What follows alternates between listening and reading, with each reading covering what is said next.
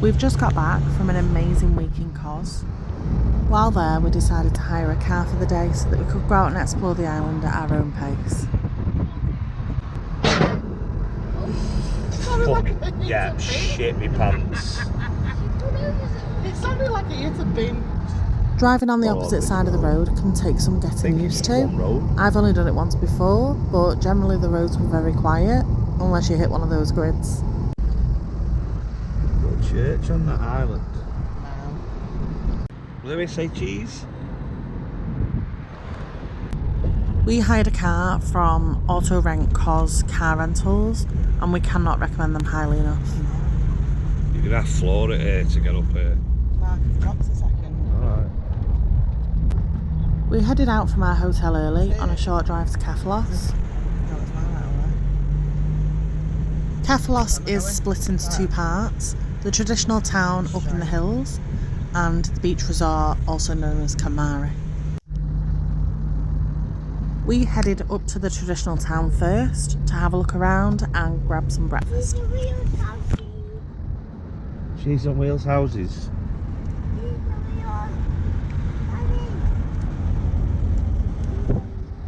That's our hotel over there, isn't it?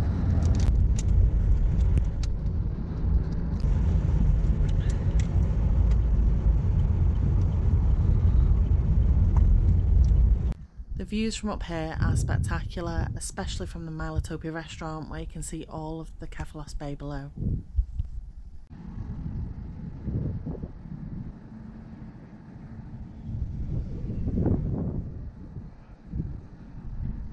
The motorbike. Say hi, Louis. Yeah, yeah. Hiya. I mean motorbike. Yeah, motorbike. Say it was a motorbike. After breakfast, we headed back down the hill towards Agios Stefanos beach. As you can see, it's a beautiful beach with stunning views across the sea.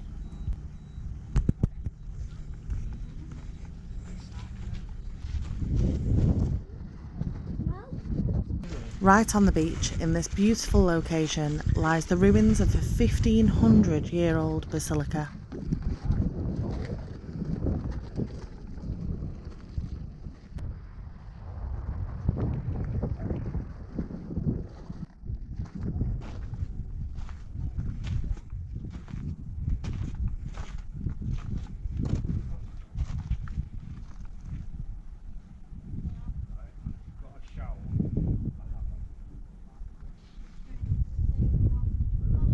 The next stop on our list was the highly recommended Paradise Beach.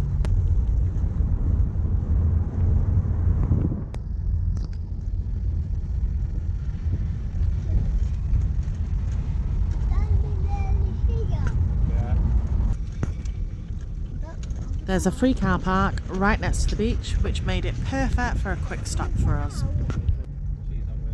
So, over there.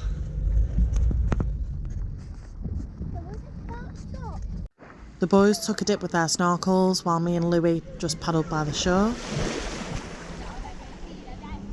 The water here is absolutely crystal clear, which is just beautiful. Next, we headed into Plaka Forest.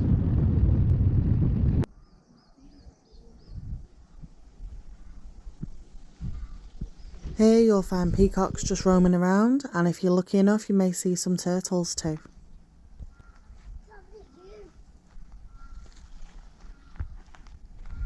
Thing is though, you won't think it was in Greece now, would you? No. Taxi. No. I didn't know peacocks lived in Greece. Next on our list was Kos Town. It's about 30 minutes from Plaka Forest and it's on the northeastern side of the island. Driving in Kos was really straightforward. The roads are pretty quiet and they're all signposted with speed limits, so there's not really anything to worry about. If you haven't done it before and you're considering it, just give it a go.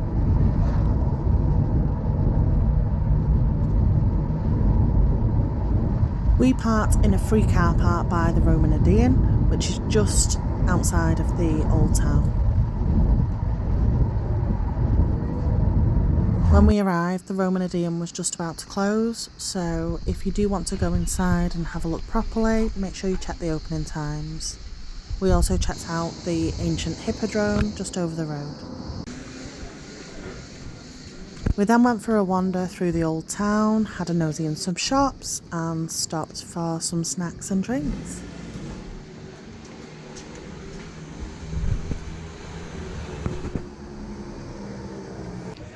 Down these pretty little streets, there's lots of lovely cafes and bars, and the staff are so friendly and helpful.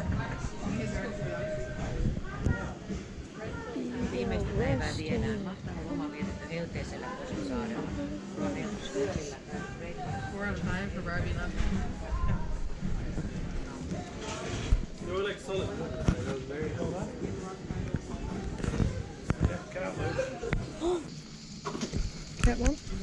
What? Get one? Which one? I know. Let Charlie choose it. We had to make a quick little stop for a magnet, as we do from all of the countries that we visit.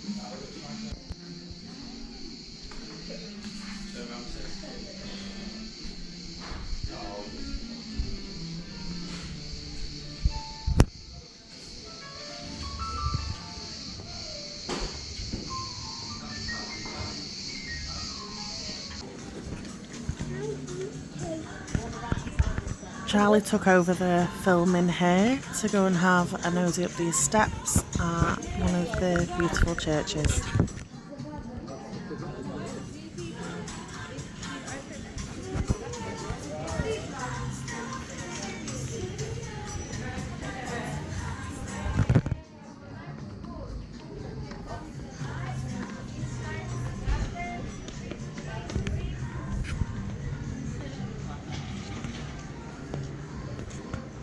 Cheese on wheels.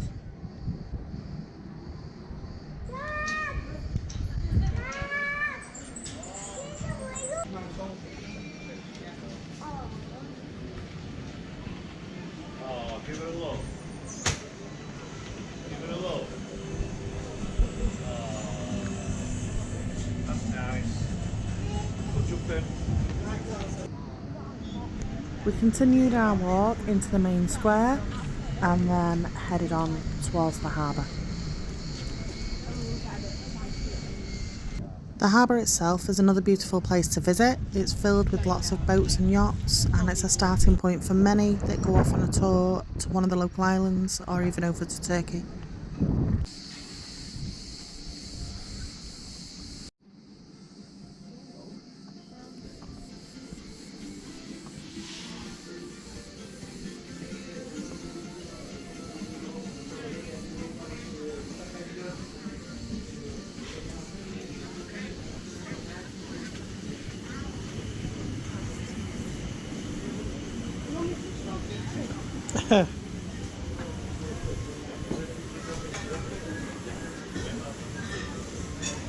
Close to the harbour you'll find a number of historic and archaeological sites, including the Sanctuary of Aphrodite, the Tree of Hippocrates and the Castle of the Knights.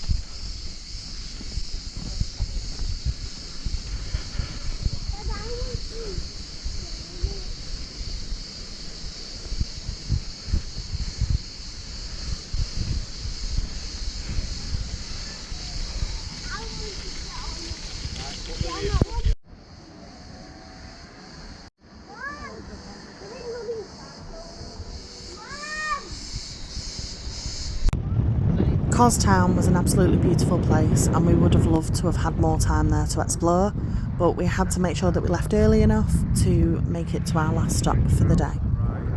A trip to Zia to watch the sunset was something that came highly recommended to us from both friends that had visited the island and also locals as well. Knowing that Zia was up in the mountains made me a little nervous. I'm already quite cautious driving and I'm scared of heights, so I wasn't sure what the roads were going to be like at all.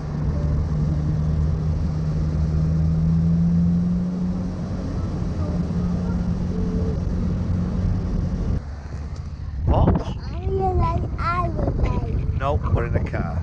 I'm in the bus. Not a bus. Car. There are two main routes up to Zia. We decided to take the longer route that doesn't have as many bends in the road, and it was nowhere near as bad as I thought it was going to be. The views driving up are absolutely beautiful, but once you reach the top, it is absolutely breathtaking. We stopped for dinner at a restaurant called a Ramadan, which has the most amazing views of the sunset and fantastic food. Afterwards, we explored the town for a little bit and grabbed an ice cream before heading back to the hotel. Thank you for watching our little tour of Kos. If you'd like more information about any of our recommendations or have any questions, just drop us a message or a comment or head over to our blog.